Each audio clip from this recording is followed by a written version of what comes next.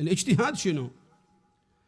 الاجتهاد هو ملكة يكون الفقيه بها قادرا على استنباط الحكم الشرعي من المدارك المقررة والأدلة المعروفة. إلى هالقد المسألة صعبة، إحنا عوام الناس ما نقدر نستنبط حكم شرعي؟ لا. ليش؟ إحنا ما نقدر كلنا نصير أطباء، عدل مو عدل؟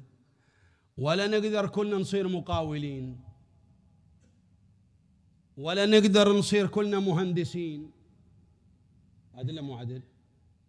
فكما أن لكل علم تخصصا كذلك الفقه له تخصص، بل يعتبر من أعظم التخصصات. يقول النبي صلى الله عليه وآله: خير العلم علمان: